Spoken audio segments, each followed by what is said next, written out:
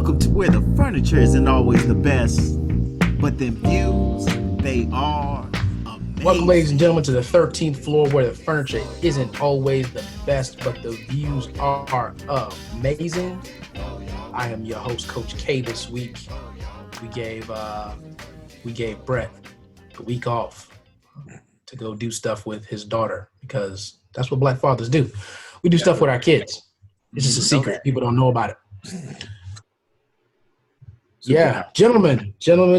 So this week I got Mr. Reliability, Mr. Consistency. I got BJ with us this week. What's happening, sir? I'm making it, man. Okay. All right, I'm not going to dig too much into that. We got El Fresidente, Be Free. You know what time it is. We are recording this on a Wednesday. It is my last Wednesday as a 30-year-old. So, and shoot, it's honestly my last day as a 30-year-old. So, you know, we just out here, man, contemplating, living, enjoying what's going on in the moment. Yep. So we'll get back to that in a little bit. And then live, direct from his new residence. Yes. Yep. Yes. We got the BFG, not the BFG, the big BFBG. Friendly, the BFBG. Sorry, I left one out. You are a big friendly guy, though. It's a shame that we have to, right? That we have to make the specification a big friendly black guy. But yeah, we definitely have Faison in the building. Welcome, sir. Thank you. Coming to see you live from the A. I can officially say that now. New leagues. Listen, it's been a crazy week between relocating the whole family and then going to this situation and everything happening. It's been a lot, but I'm here. I'm happy to be here. Looking forward to being able to express my true feelings unfiltered with you guys today. Absolutely. You know, I think that's one of the biggest things right now, right? I think companies, friends, quote unquote friends, people, I think their biggest quandary right now is, how are you black people feeling? How are you black guys feeling? Like they just don't know. Yes. Right? It's not just them, because I've gotten several I guess unsolicited messages from several female friends, checking in on me as a black male as well. And you know what? Go ahead, Faison. No, I was saying it's I get phone calls from people, and I just at this point in time now I'm trying to figure out what you say. Sorry, something happened in the background. If you see me on video, there was a drop, and I'm a little worried. But trying to figure out what's the right response, because just saying I'm okay is not okay. But do I want to open the conversation up and go through, my 39 years of life on that supposed 1 minute call just to make sure you're okay to do the part? Some are genuine, obviously, and some are following through and just being good people. But I don't know. It's tough to just go, I'm okay. Like I'm all right for now. I don't know how to respond to that. So hopefully by the end of this time together, I can form some kind of response to be able to answer that question when they call and ask, how are you? The sad part about that, again, I was thinking about that too, because my answer is different depending on who's on the other end of the conversation, right? But that's also, I think, back to conditioning that sometimes you just don't open up to people in general as men, but then as black males, and then with everything coming down now and more people all of a sudden aware of things going on, it's like, do I even have the patience and the strength to go through? Because I can't paint a full picture of how I really feel. It's almost a deflection piece just to say, I'm good, I'll be okay, because I've been here before and I find a way to make it through. Okay, so there's two things I want to talk about. Let's go back for a second. I want to talk about the fact that there's almost a separation, and I don't understand where the separation occurred.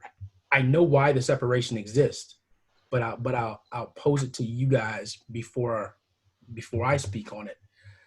So there's a separation between the black male and the black female. Mhm.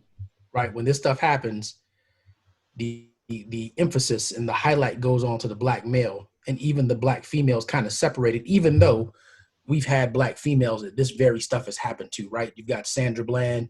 You had the other young lady, what's her name right behind you? Breonna Taylor. Breonna Taylor. You have other black women that things like this have happened to. But the emphasis still always comes to the black male and the trauma and what we're going through. And that's just an interesting dynamic for me. I don't know how you guys feel, or if you guys feel that separation exists. But what are your comments on that?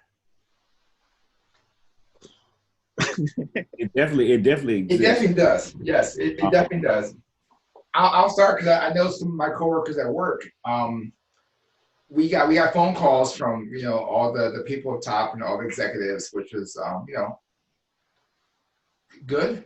It was kind of cool, but also kind of like, okay, I talk to you all the time, but I'm glad you took the time to call me to ask me how I'm feeling. Hope it wasn't a checklist, more of an actual concern. But it seemed like most of the guys got calls first, and then as I talked to some of my female workers and friends, they hadn't got anything yet. Their calls came after they talked to all the black males in a relation.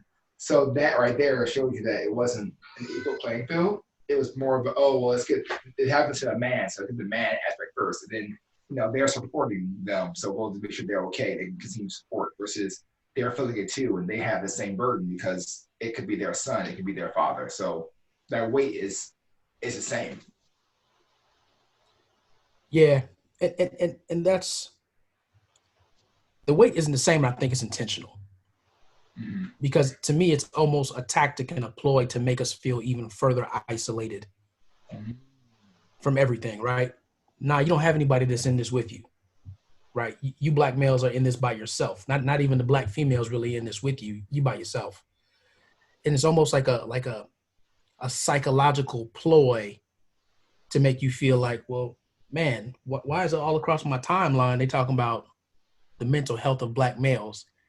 They're not talking about the mental health of black women, right? So are you trying to reinforce that there's a problem? Are you trying to reinforce that we're in a fragile state? What is that?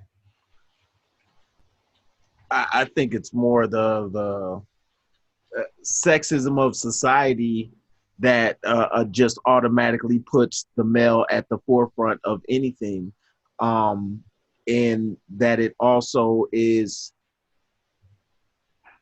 I do believe it's intentional in the sense of they always try to figure out as many ways to dissect and divide us as possible, and to isolate and push things to the side in order to be able to kind of, hey, you don't want to be a part of that isolated group over there. We'll stand out here pointing at them instead of worrying about how to make them involved. But I don't think it's what's the best word? I don't know. I notice it, but I feel it's just one of those societal things where it's the way society is, and the sexist state of, men and women are separated, and men are always put in the forefront a lot of conversations about race or anything else. Almost as if they do try to act like, it's only a male issue almost. I think it speaks further to there's that known factor that if we were to rise up, well, what does that mean? What are the dominoes that fall if we rise up? Well, I think it's definitely it's telling, right, to have arts corporate make sure to call all the males first and get that out the way, because I'm sure the natural and it's their natural thought process is going to, I don't want, unruly, and upset black dudes at they might tear this down. So Yep. it's one of those things where they have, put us in the King Kong syndrome, where there is nothing. I used to have battles all the time with my ex about, that feeling of being a black man and always feeling like people are looking at you like you are King Kong, like you are just, 2 seconds away from ripping somebody's head off in any situation, especially in situations when you feel you're just hanging out, relaxing and being so normal, and you can tell people are fearful of you. And it's that preconceived, that inbred feeling that people have that is plays such a huge part into it. You guys know that there are people that say that King Kong was actually written about Jack Johnson. A boxer. Oh, wow. Yep. And that whole story was actually about Jack Johnson and him like being a white woman. Yep. So they wrote that story about him. So they made this movie, King Kong. Wow. Right? I've heard it before. So, yeah. You see what I'm saying? And I like the fact that you talked about the aggression, because that just shows how far back it goes. And I don't know if I think you might have been in this class with me, man, in one of some African-American study class, but we talked about the birth of a nation.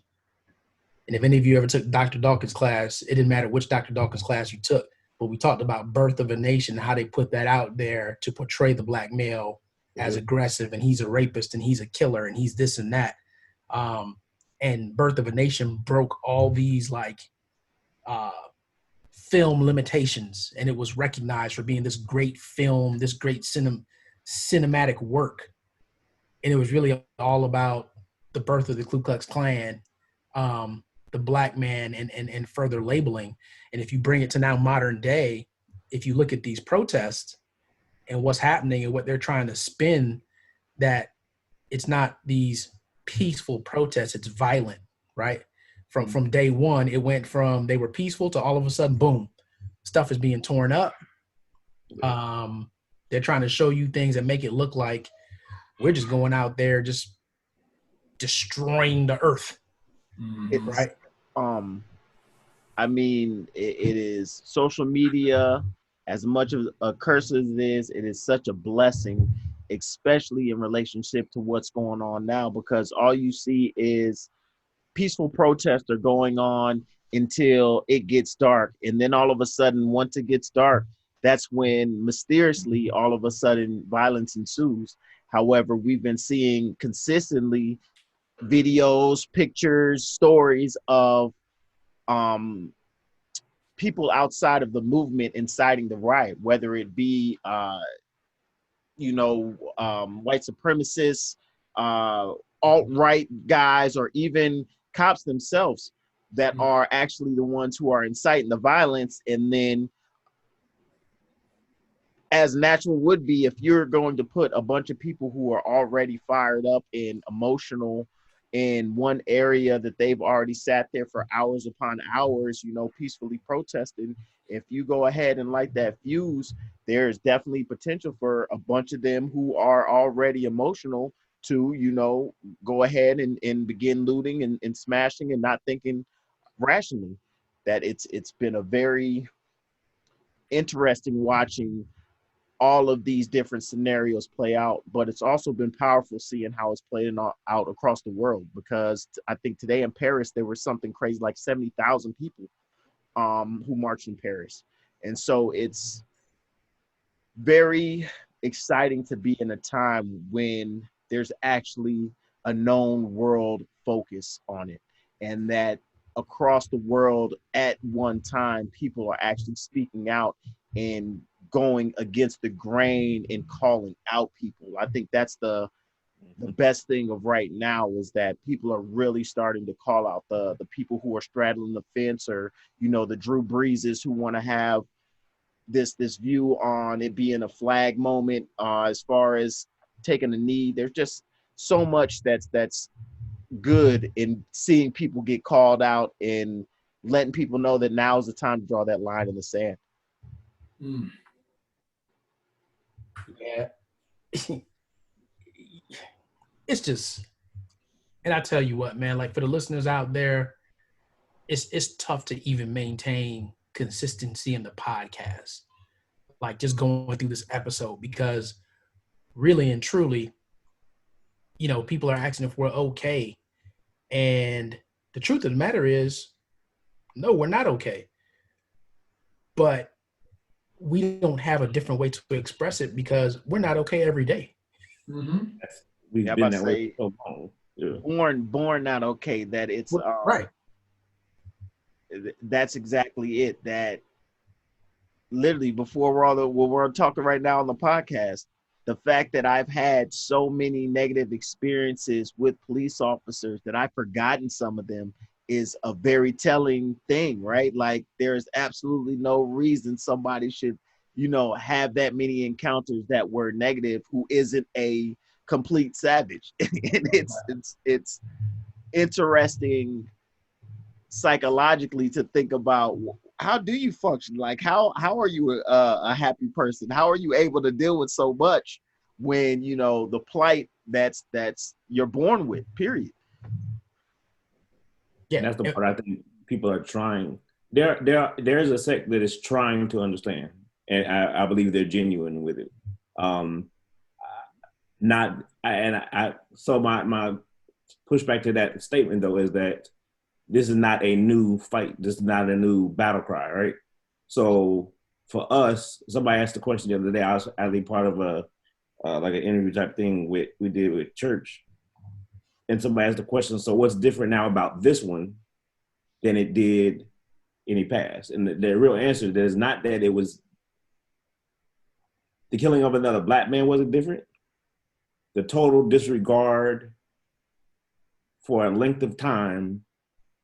And again, I didn't watch the video. I won't watch the video. Total disregard, to look at somebody's face and still pictures and described by others and medical friends who are trained in this, to hear the initial autopsy report and say there's no way that could be the real diagnosis of death, right? The cause of death. And just describe what happened, and to literally squeeze somebody's life from their being over a period of time while cameras are rolling with no remorse, no sense of anything no sense of feeling in your face, no sense of wrongdoing by the people around them to stop the situation. I mean, that right there, and I believe what the world is reacting to, along with the political pieces that are all a part of this, they have unfolded in the last week as well, right? So that we can go down a rabbit hole with that as well. So when you think about people protesting over the world, yes, there was a situation that sparked it this time, like you said, between the last few months, between Breonna Taylor, between Ahmaud Arbery.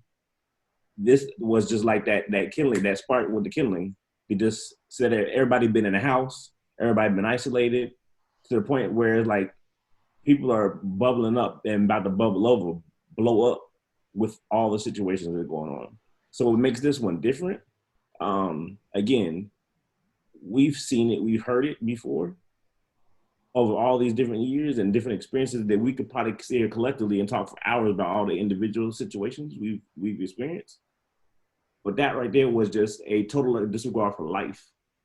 And it happened to be a black man on top of it that I think people saw and finally recognized that there's something wrong with this picture. It took that event and the aftermath of it for some people to realize. Because some of the feedback I got after that from calls and texts was like the way we talked about, like, there's no way I could paint. And we're on a video for like an hour and 40 minutes and didn't realize it just talking. When you start just letting things out, people had no idea that you're carrying that stuff around. Like Ian said, how do you carry around and say and act like you're happy all the time? And when I truly walk around and say I've been blessed, I have been. Like, despite my circumstances, despite everything that happened on, I can truly say I'm blessed. But to the average person who doesn't understand that this is a normal day, you kind of just press that down. And because that's the normal for you as a individual, right? They don't understand that. So now I think eyes are starting to be open more to the conversations. Now, where we go from here, that's a different story. I think one of the biggest things that was different about this, and it's only because it was in a sense, the perfect moment, because of how trapped everyone has been and how in tune to social media and how people have gotten a little bit past Netflix and everything else and are really starting to get now to where it's like they're focusing on these things just because they've exhausted, in a sense, all of the normal ways that they would waste time, in a sense. So all of that coming together, as crazy as COVID has been and people really paying attention to 45's response and how stuff's going on, I think it was just the perfect powder keg that the reaction, I think that's the biggest thing, right? Is the reaction is the thing that's been the biggest difference to me, that there's been a consistent push and force and exposure going on, but then it's been a collaborative effort where it's gone past just the media, what you're seeing. And like I said, people are calling out each other now on social media, going through their friends list and going through their friends list in ways that it's like, look, it's not even just about you posting something foolish like all lives matter or blue lives matter or what else. It's, if I don't see anything on your post at all that's discussing this situation and talking about we need a change, I want you off my timeline too. Just your now is a moment when you're seeing silence as being your acceptance, right?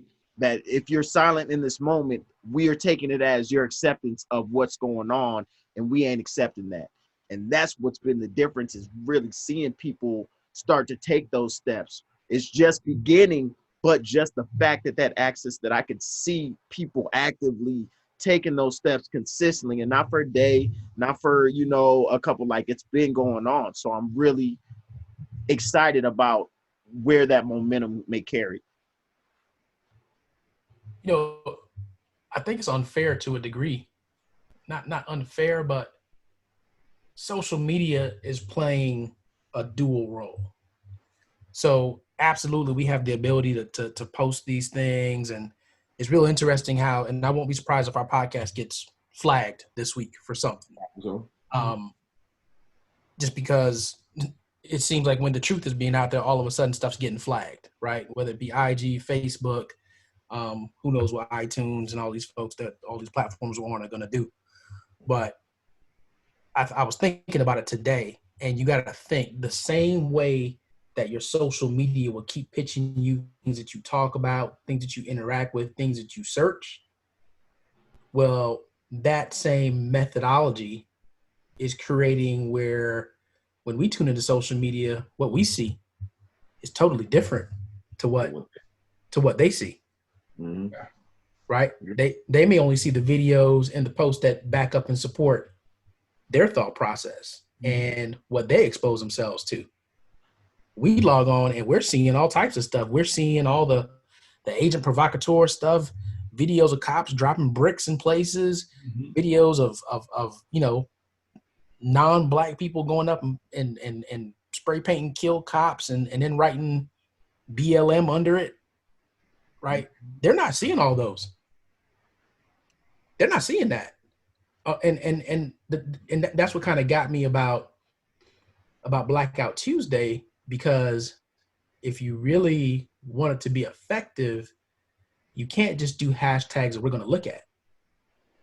You would have to hashtag some white organizations. You would have to hashtag the Ku Klux Klan, for all I care. You got to hashtag these hate groups, because a lot of these people, they're in their bubble, in their circle, and they get their information and their data coming through just from that circle, and that's it. Valid point. You're right. I had too many items I Trollers. didn't agree with the blackout situation, and the biggest just being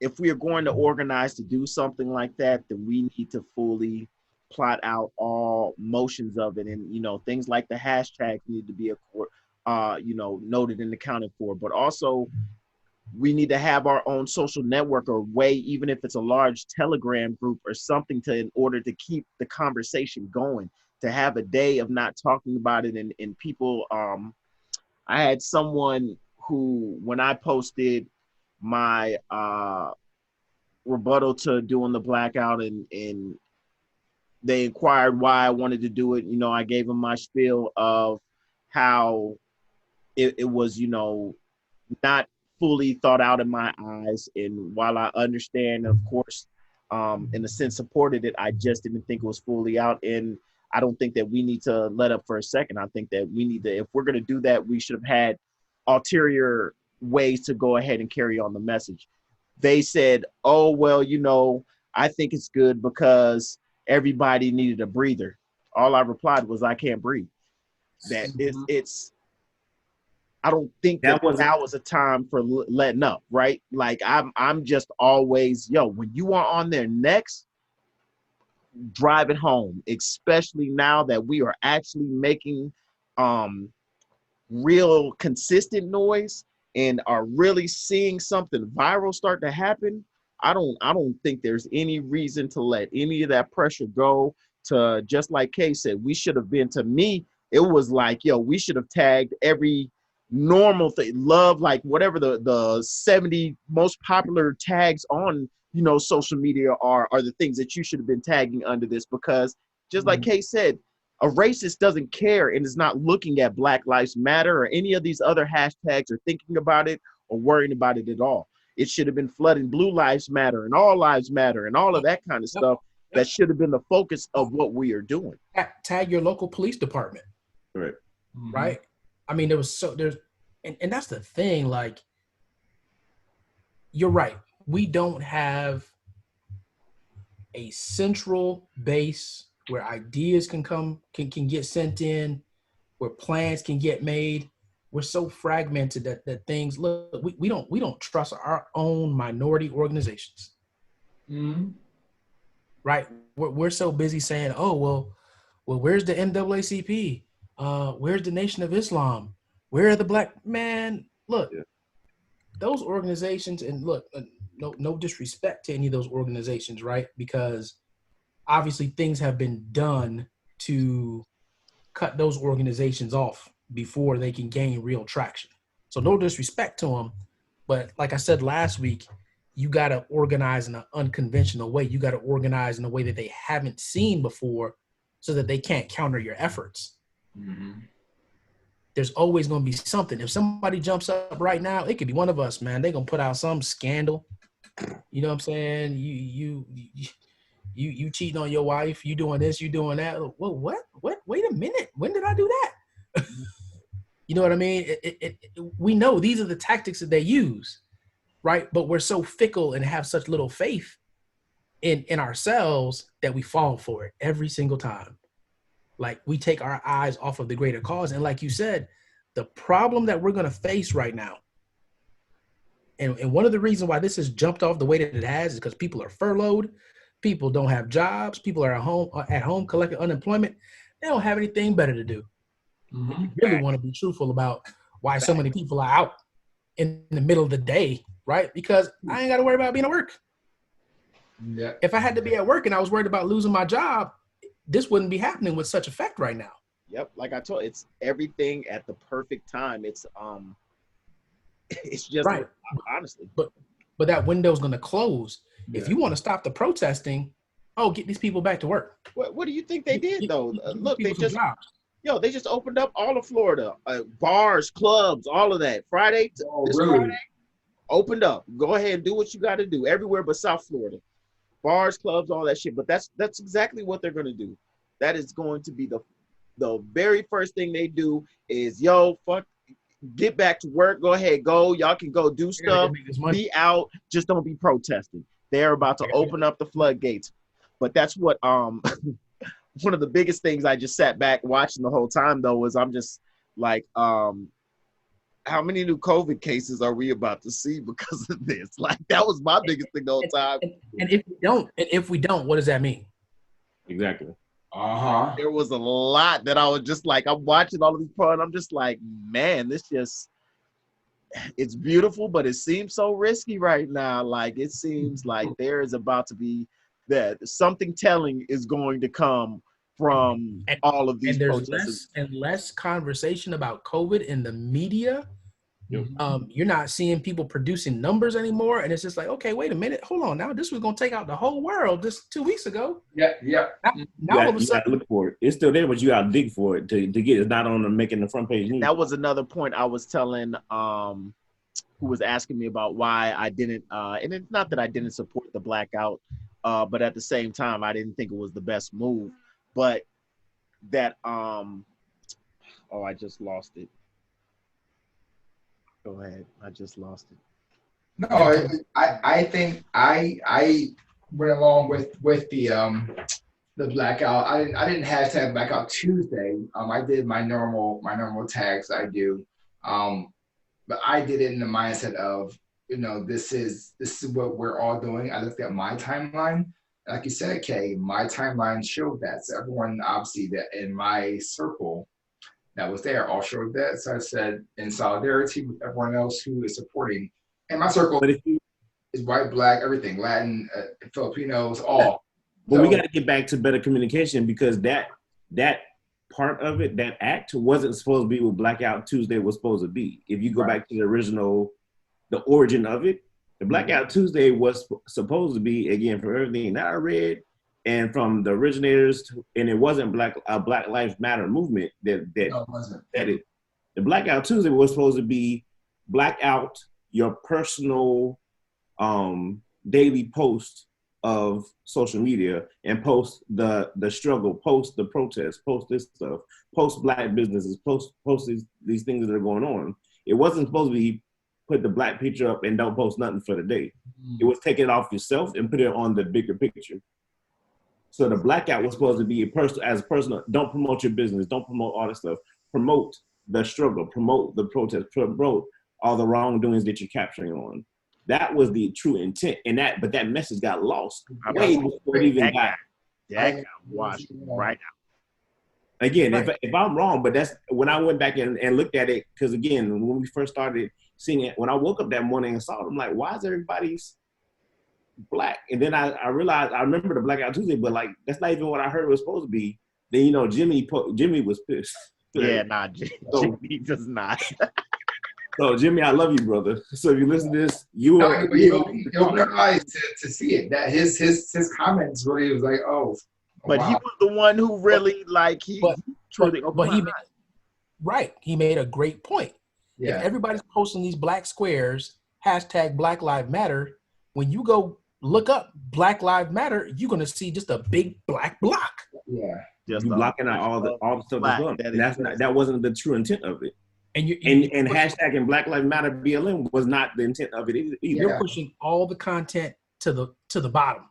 Mm-hmm. Right? Look. That's what it was. So, I was going to say, my point about the COVID and going back to what I had said to her, it was that I said we're such a right now society that's why I don't think there's any reason to let up right now. That as soon as you let up, we are looking to focus on something else. And that's exactly what's going on with the COVID is as soon as everything started going on with this, that thing got washed right under the rug. You're barely hearing about it. Cats is out and about doing stuff and running around that we do not, we cannot risk allowing even a second of the focus to be diminished right now when we've finally made some significant visual progress towards what the ultimate goal is. And I wish Brett was on here because when we went to the 20th anniversary of the Million Man March, there was supposed to be some initiatives coming out of that. And Brett and I were always like, okay, what are we doing? Like, what are the initiatives? And that's the thing. We have no agenda. We have no goals. All we say is we want equal justice, right? We want to be able to drive around and not be fearful. We want to leave our house with 100% confidence that we're coming back to our house. Period. Right? But those are some very broad goals. There's a lot that's involved with that. Yep. And I think until we get to the point where we have an outlined agenda, nobody's going to take us seriously.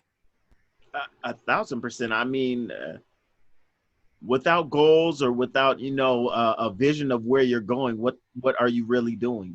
Just as, like you said, a broad stroke is not a business plan, right? It's not going to allow you to progress to where you truly need to go unless you're figuring out which steps you need to apply to be able to count and understand your progress. And it's something we talk about all the time on the show, is the fact that who are our leaders now and what are our goals and strategies to accomplish, this equality. We all know what we want in the broad stroke of things, but being able to quantify what steps it takes, what things we can implement, how does that go about past now the focus on getting past just thinking about voting for the president and really voting for, all of your local offices and paying a lot more attention to those areas. But that's still not a plan. That thing right there, we just have this mentality of we go into any local business, I want to talk to the manager. Yeah. Right? Not realizing that, man, if you talk to Ray right here, over here, that's just the regular person, he might be able to do more for you than the manager will immediately. Right? By the time we get to the manager, I tell people all the time, look, if you want a happy customer, you don't want them to come talk to me, because at that point we're at a 50-50. Right? It's either I am or I'm not. Right? You got a lot of leeway to do some things for the customer and do the thing for the person that you're providing a service for before it gets to you. Yep. Before it gets to me. Once it gets to me, it's okay. You're either going to be a customer or you're not. It's plain and simple. And unfortunately, we have been approaching this for way too long of we want to talk to the manager, right? Yeah. We're so focused on the president, not realizing that, man, look, right now, your local city, county, village, you're at the mercy of their rules right now. Yep. Mm-hmm. You're not at the mercy of the occasional Bible thumper.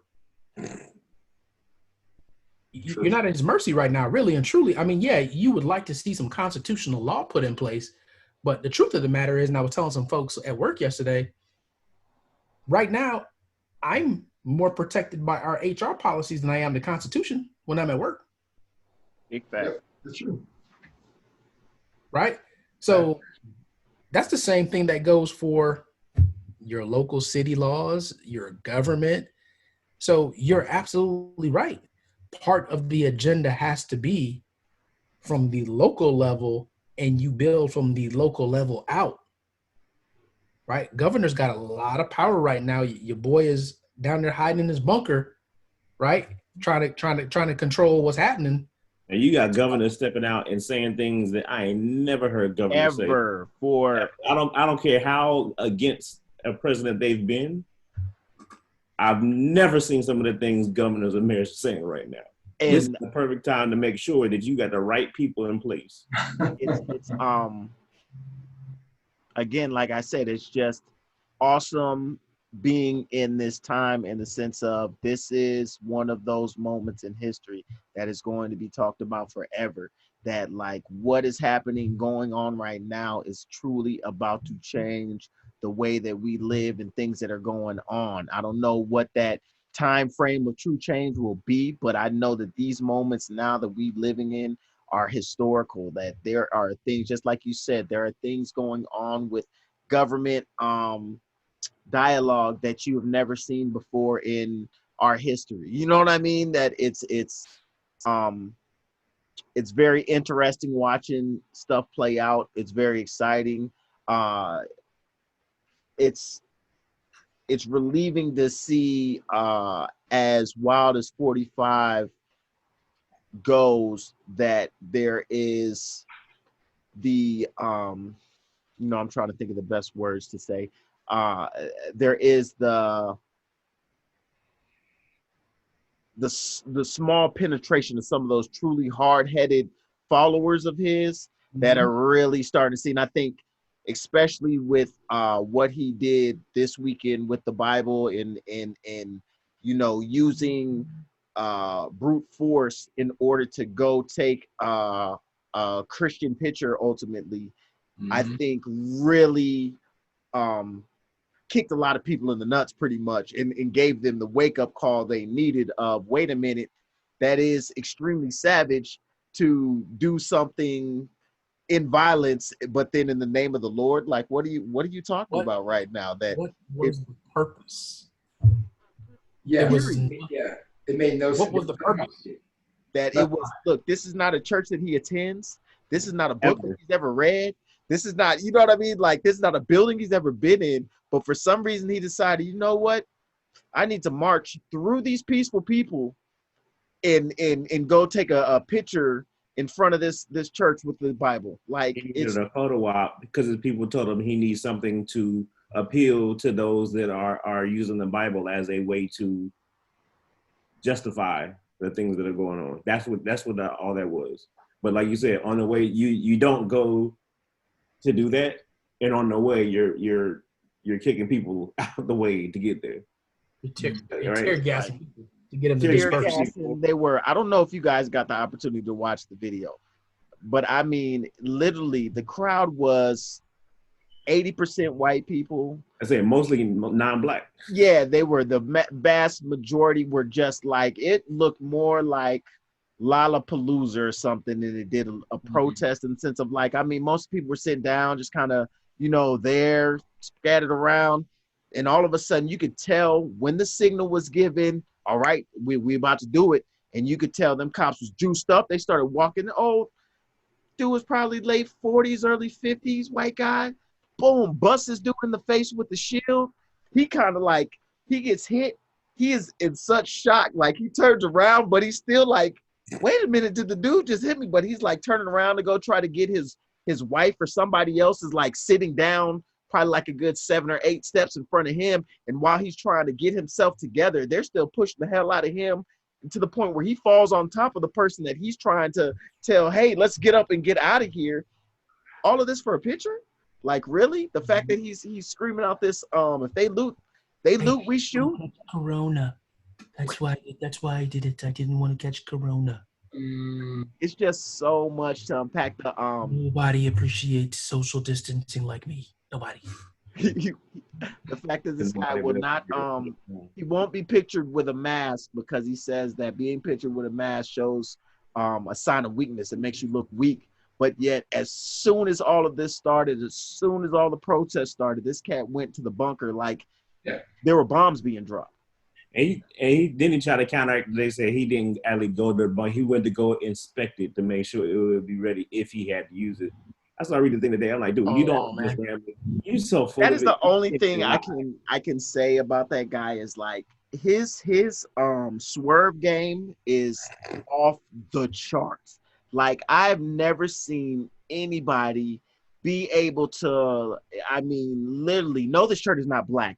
I don't wear black shirts ever because black shirts are not the thing to do. And bro, you got a black shirt on, right? Well, what I said about black shirts is that the fabric is needed in order to be around just like can flip something on you that you were just, what? Are you really, what?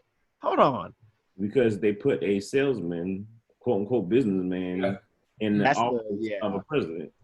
They don't equate. One doesn't equate the other.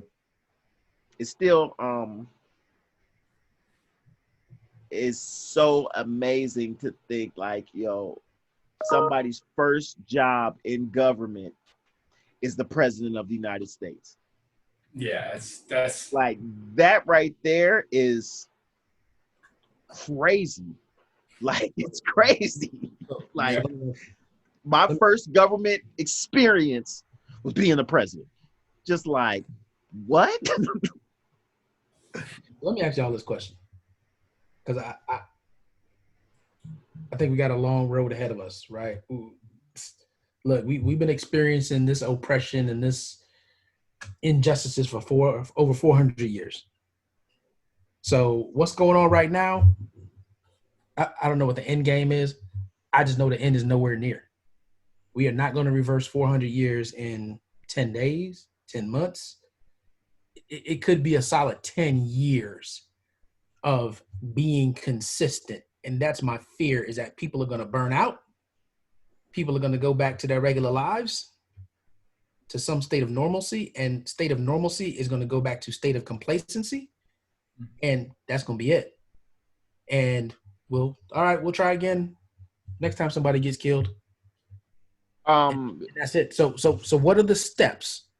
If we were controlling this, what are the steps that come between now and November? What I told someone, they asked me a very similar question.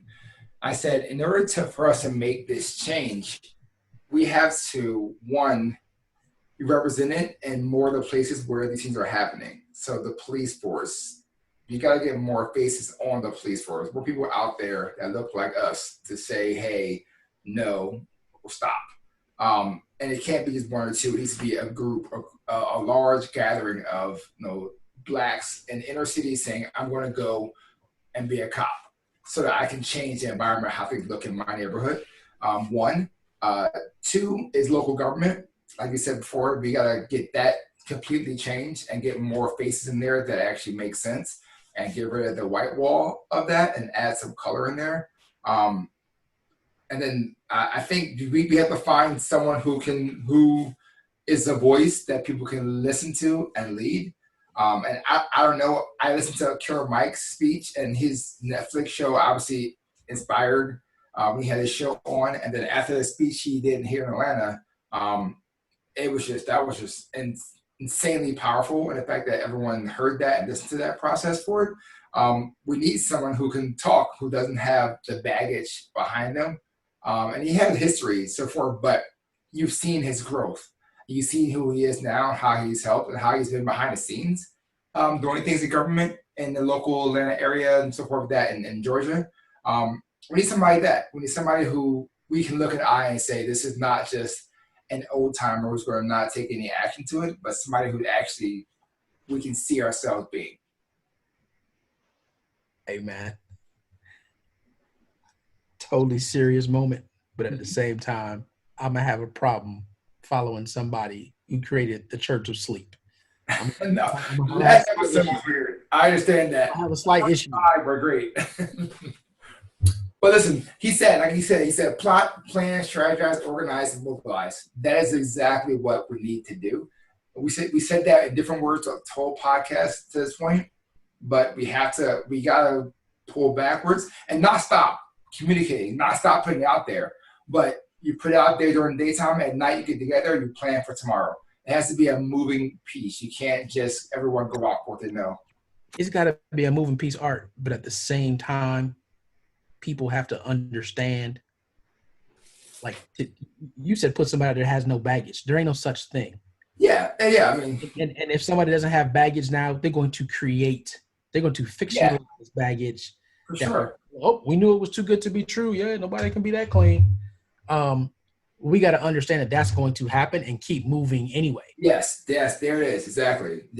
That's not my problem. What this person did is not my problem. Who they are now. We are focused on this bigger goal. Mm-hmm. And once we get to that goal, y'all can bring up any of that. We'll look into it then. Yep. So to talk to that point, that's where I think one of the problems is, and we've talked about it many times before, that I think Black America, white America, just the body period is waiting for that one leader to rise up. When at this point it's going to take one, because of what you just said, because of the background stuff that always seems to pop up, because of people being taken out of the equation, right? The movement dies after that happens. It may continue on for a little while out of outrageous stuff, but like you said, when people get back to normal or some sense of achievement, whatever, that movement starts to die. So what needs to happen, in my opinion, is all these networks that are forming now. Black Lives Matter. There's, and I'm just saying that because that's the most prominent one that people know of. Like that's one cog of the entire piece that we have to go together. So all these networks have to, I mean, you talk about the NAACP, you talk about all these things that have been around for years, right? These individuals who are leading these organizations, people in politics, people in education, people in business, have to form almost like a coalition. Yes. That's going to drive the movement. It can't be left to wait for the one person to step up, the one person who's going to carry and be the voice. That's going to always, in history, repeats itself.